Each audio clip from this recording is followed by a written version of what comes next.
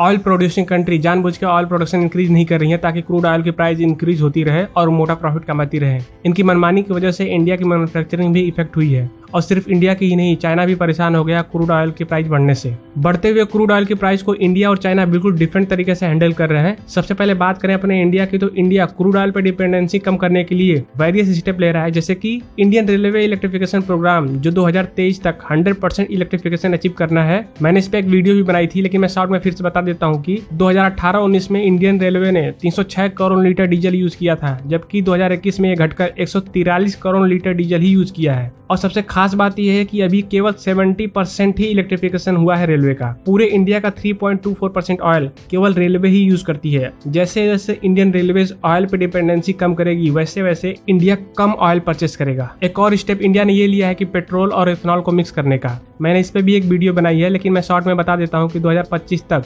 20% ethanol blending और mixing in petrol को achieve करने का टारगेट इंडियन गवर्नमेंट ने सेट किया है, जबकि उत्तर प्रदेश ने 9.89% एथेनॉल ब्लेंडिंग इन पेट्रोल 2021 में ही अचीव कर लिया है। इथेनॉल तो इंडिया में ही प्रोड्यूस किया जा सकता है। जितना ज्यादा इथेनॉल प्रोड्यूस होगा इंडिया में, उतना ही कम क्रूड ऑयल परचेस करना पड़ेगा इंडिया को। लेकिन लॉन्ग टर्म में इंडिया का plan crude oil consumption based economy से हाइड्रोजन फ्यूल बेस्ड इकोनॉमी बनने का है। इंडियन गवर्नमेंट ने ग्रीन हाइड्रोजन फ्यूल प्रोडक्शन और हाइड्रोजन फ्यूल इकोसिस्टम और वैल्यू चेन को इंडिया में बढ़ाने के लिए एक प्रॉपर नेशनल हाइड्रोजन मिशन भी लॉन्च किया है। और सिर्फ इतना ही नहीं, ग्रीन हाइड्रोजन फ्यूल प्रोडक्शन के लिए इंडियन गवर्नमेंट PLI स्कीम को भी लॉन्च करने की तैयारी कर रही है। PLI स्कीम की हेल्प से 10,000 मेगावाट की electrolyser manufacturing capability India achieve कर लेगा, जो 2.5 million ton green hydrogen produce कर सकती है, जबकि इंडिया की रिक्वायरमेंट केवल 2.2 मिलियन टन ग्रीन हाइड्रोजन की है। ये स्टेप तो इंडिया ले रहा है, लेकिन अभी देखते हैं चाइना क्या कर रहा है। क्रूड ऑयल प्राइस बढ़ने से परेशान चाइना अपने स्ट्रेटेजिक ऑयल रिजर्व को ही सेल करने लगा है।